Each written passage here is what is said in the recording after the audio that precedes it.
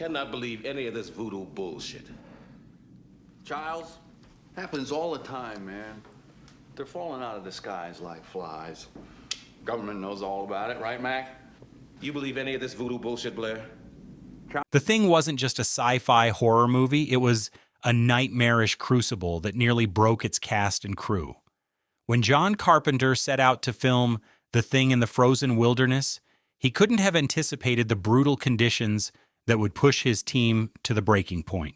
From frostbitten crew members collapsing on set, to practical effects that made technicians vomit, to actors becoming genuinely paranoid of each other off camera. This wasn't filmmaking, this was survival. Today we're revealing 20 weird facts about The Thing that even die-hard fans don't know. And stick around for our bonus fact, the shocking truth about why this box office disaster eventually became one of the most influential horror films ever made. Hit play and prepare to see this masterpiece of paranoia in a whole new light. The infamous blood test scene wasn't in the script. The nerve-shredding blood test scene where MacReady tests his teammates wasn't in Bill Lancaster's original screenplay. It wasn't planned, it was born from desperation. 3 weeks into filming, Carpenter realized he needed a definitive way to create tension between the characters. He called Lancaster at 2 a.m. with the idea, and the writer hammered out the scene overnight. What audiences didn't know is that Kurt Russell's shocked reaction when the blood jumps from the petri dish was completely genuine. The special effects team had positioned the mechanical effect to fire at a slightly different moment than Russell expected, creating that perfect moment of terror. The blood test scene wasn't just movie magic, it was calculated manipulation of the actors to generate authentic fear. The dog wasn't acting, it was genuinely terrified.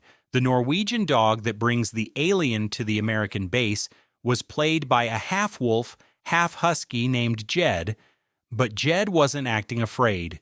He was genuinely terrified of the man in the alien costume. The production team tried everything to get Jed comfortable around the monster suit, but nothing worked.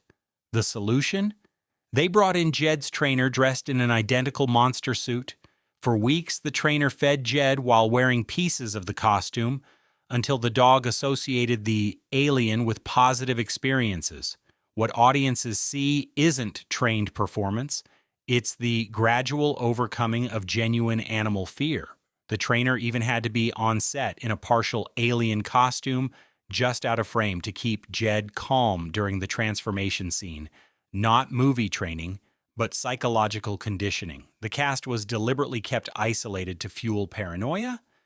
Carpenter didn't just want his characters to feel paranoid, he needed his actors to embody it. He deliberately housed the cast in separate cabins far from civilization during the brutal winter shoot in Stewart, British Columbia. No families allowed, no outside contact encouraged. Kurt Russell later revealed, "John wanted us to feel isolated, just like the characters."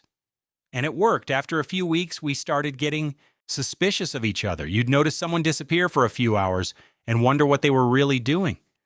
The isolation wasn't just logistical convenience, it was psychological manipulation. Cast members began accusing each other of sneaking calls to their families or having secret meetings with producers. The paranoia we see on screen wasn't just acting, it was bleeding from real life into the film. The actors developed a real-life drinking problem on set. The Thing's production wasn't just physically demanding, it was psychologically devastating. Filming in below-freezing temperatures for 12-plus hours daily while wearing Arctic gear under hot studio lights created a pressure cooker environment. The solution? Alcohol. Lots of it. Keith David, who played Childs, admitted, "We drank like fish. It was the only way to decompress after those intense scenes." What started as casual beers became a genuine concern for production. Several scenes had to be rescheduled because actors were nursing hangovers. Kurt Russell even incorporated his real-life drinking into his character, suggesting MacReady's ever-present bottle of J&B Scotch. The drinking wasn't just character development, it was a coping mechanism that blurred the lines between fiction and reality, with several cast members later admitting they developed alcohol problems during filming. The set literally caught fire during filming. The Thing's production wasn't just metaphorically heated, it literally erupted in flames. During filming of the intense flamethrower scenes, a massive practical effect went haywire. What was supposed to be a controlled burn became a raging inferno that engulfed a significant portion of the set.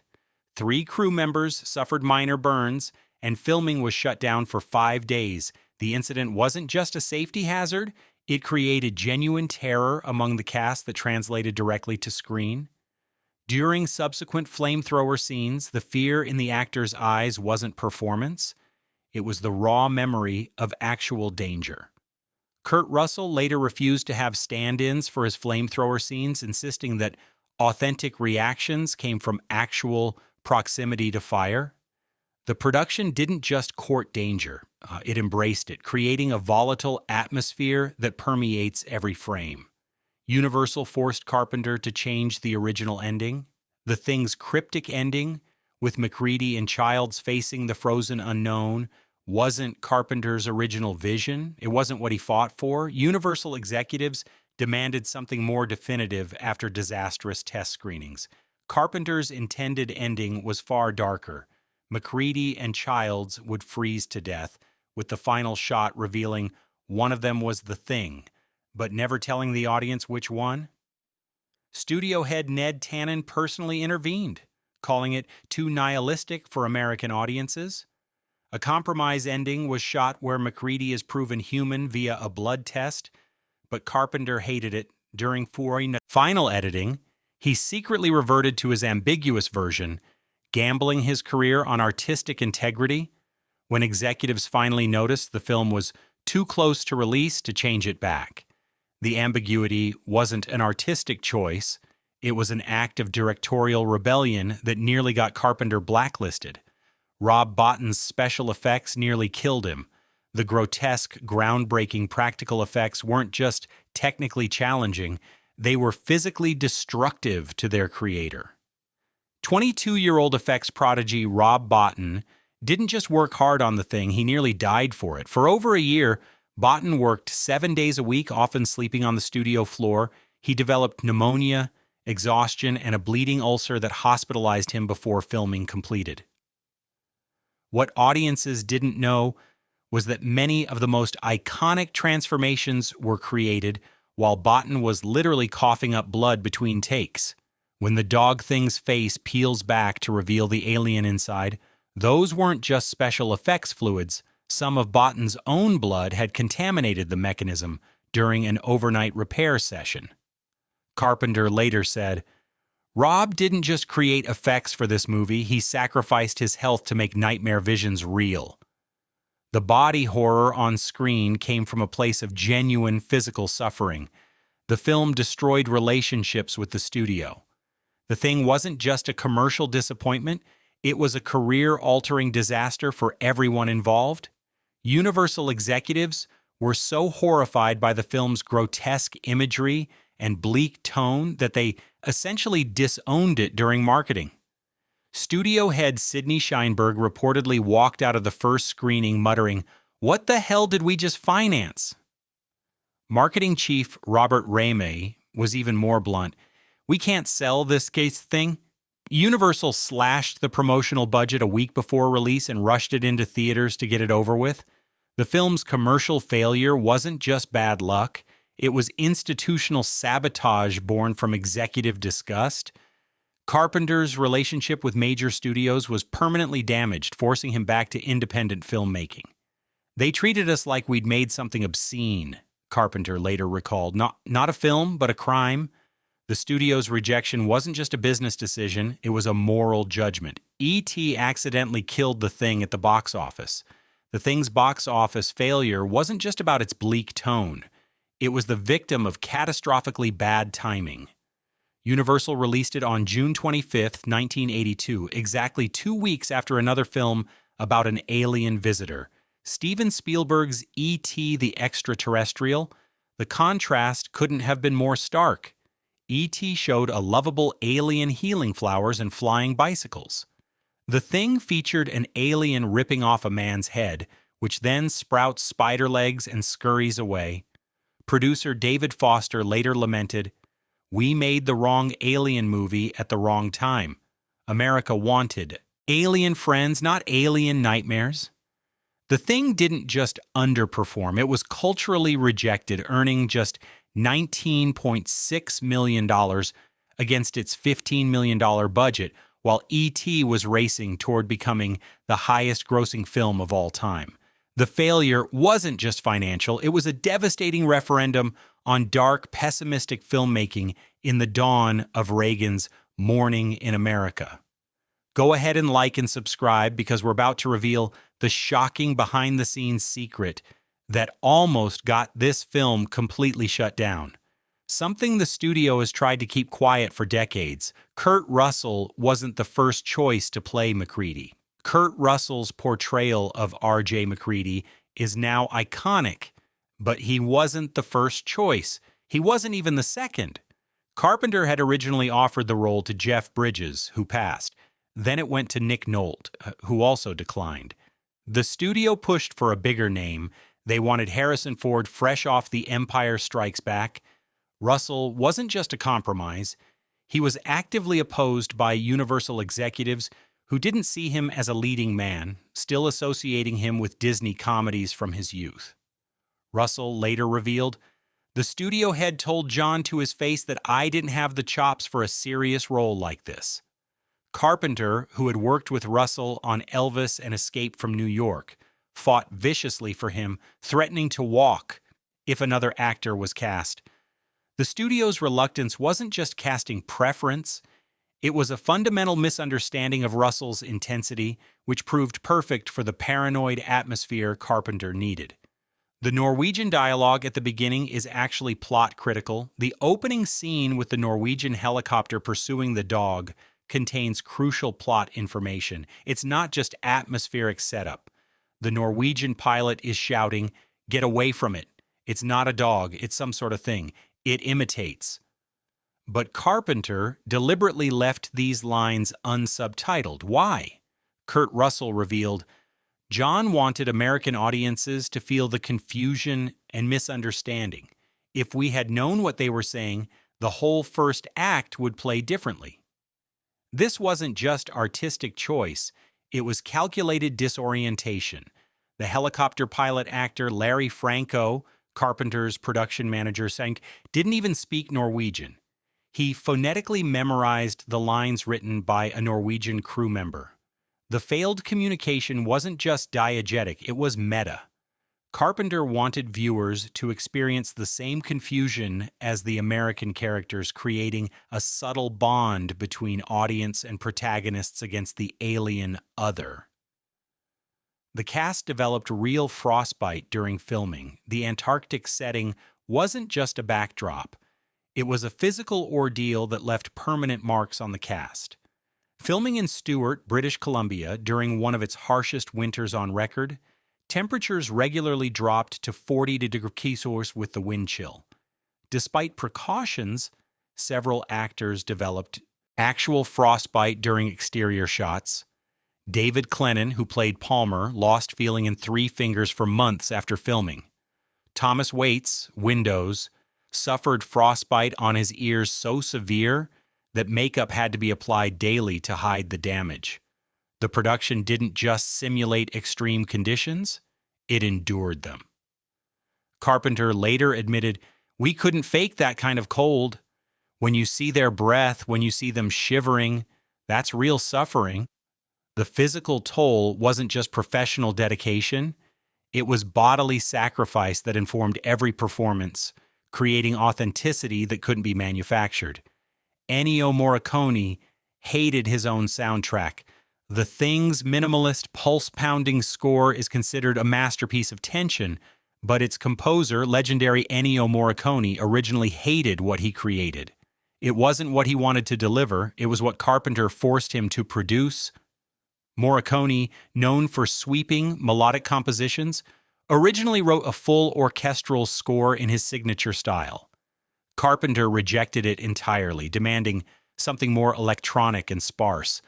A furious Morricone recorded the now famous minimalist tracks in a single day, considering them unfinished sketches rather than proper compositions.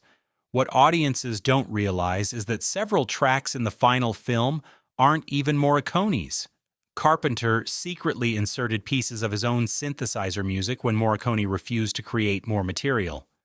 The Italian maestro was so embarrassed by the soundtrack that he omitted it from his official discography for decades. The iconic score wasn't born from artistic harmony. It emerged from creative conflict.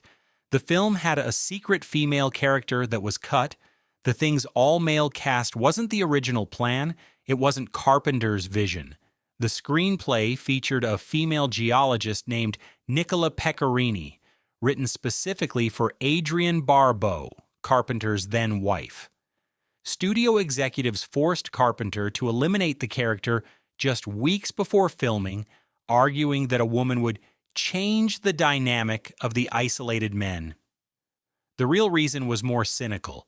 Internal memos reveal executives believed the graphic violence would alienate female viewers anyway, so why bother including female characters? The decision wasn't just casting, it was calculated demographic targeting. Carpenter later called it his biggest regret about the production. Removing the female character made it a less interesting dynamic. The paranoia would have played differently with mixed genders. The film's hyper-masculine environment wasn't an artistic choice. It was a studio-mandated commercial decision that fundamentally altered the story's psychological landscape. The blood in the film is a bizarre chemical cocktail. The gallons of blood seen throughout The Thing aren't the standard Hollywood corn syrup and food coloring. They're not even remotely edible. Rob Bottin created a toxic chemical mixture that moved more realistically under the freezing filming conditions. The concoction contained antifreeze, detergent, and formaldehyde, among other chemicals, making it highly toxic to the touch. Several crew members developed severe rashes from exposure. Kurt Russell accidentally ingested a small amount during the blood test scene, requiring medical attention and halting production for half a day. The chemical blood wasn't just visually effective, it was legitimately dangerous. Safety protocols required hazmat teams to clean the set after particularly bloody scenes, with special disposal procedures for the contaminated materials. The horror on screen wasn't just fiction, it was literally toxic, creating genuine biohazard conditions that the production team navigated daily. A stuntman nearly died during the flamethrower scenes. The intense flamethrower sequences weren't just visually spectacular, they were genuinely life-threatening. During the scene where the Palmer Thing is immolated, stuntman Dick Warlock suffered a catastrophic equipment failure. His protective gel layer separated from his fire suit, causing second-degree burns over 15% of his body before safety crews could extinguish the flames. What audiences don't realize is that the Palmer Thing's terrifying death screams aren't just sound effects. They include actual audio of Warlock's pain, accidentally captured by production microphones.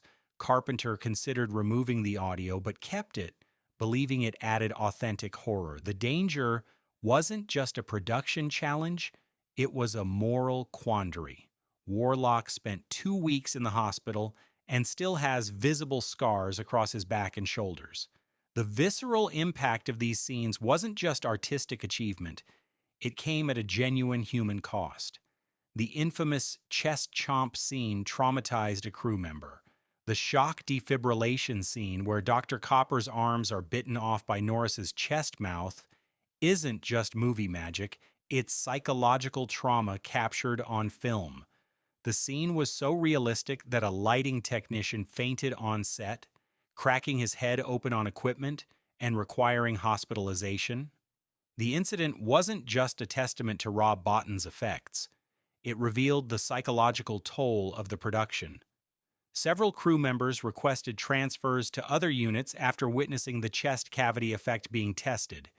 The mechanical chest required 7 puppeteers operating simultaneously, creating a bizarre choreography beneath the set floor.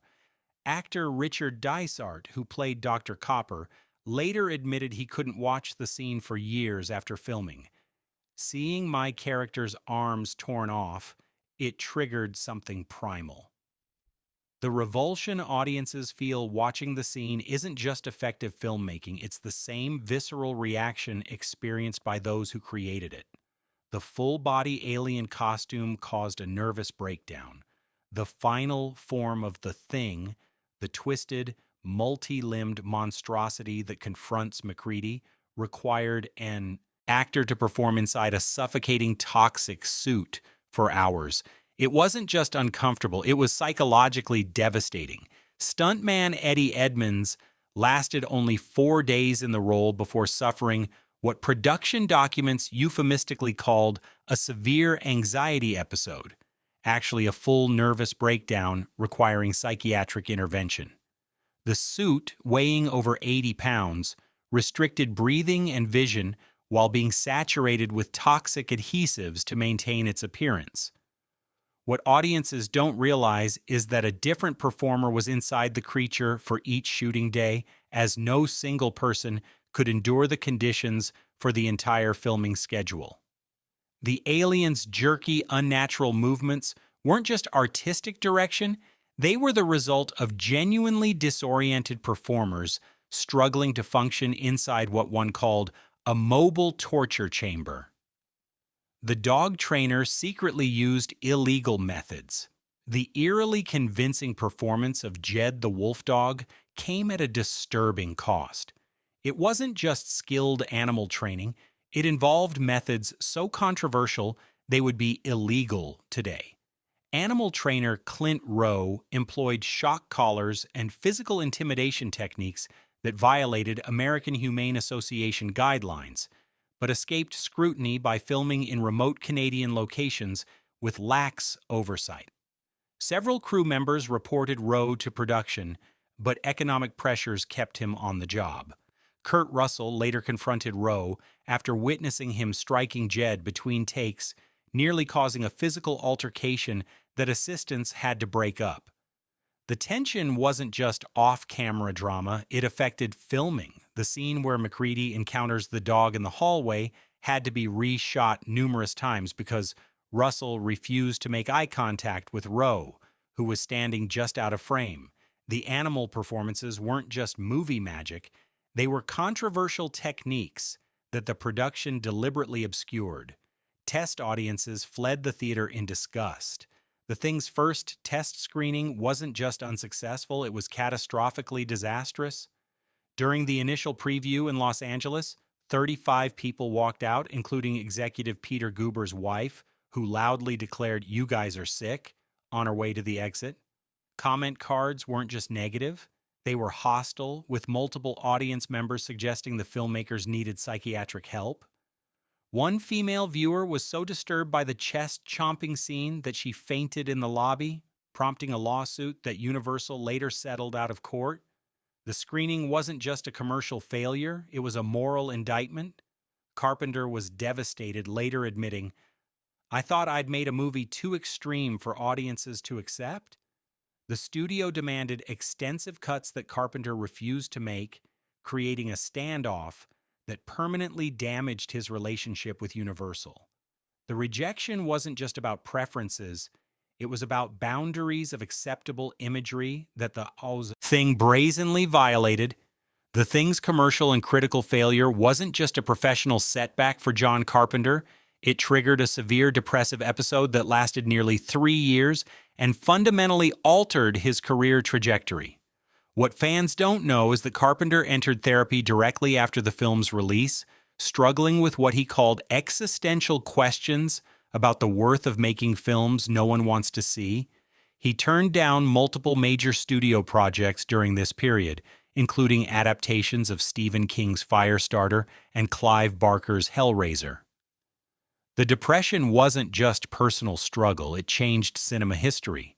Carpenter's close friend Kurt Russell later revealed, "The Thing's failure broke something in John. The movies he made after weren't just different stylistically, they came from a different man." The film that's now celebrated as a masterpiece initially devastated its creator, proving that artistic vindication sometimes comes too late to heal the wounds of its original rejection. The Thing wasn't just ahead of its time, it was a prophecy about our cultural paranoia, our fear of the invisible enemy, our suspicion of those who might not be what they appear. 40 years later, its themes of contagion, identity, and isolation resonate more powerfully than ever. The cast and crew didn't just make a movie, they endured a crucible that transformed them, much like the alien entity at the center of their story. Their suffering, their conflicts, and their sheer determination created something that transcended its initial rejection to become one of the most studied and revered horror films ever made. If you enjoyed these revelations about The Thing, hit subscribe for more deep dives into cinema's most fascinating productions. And remember, watch the ice, watch it very carefully.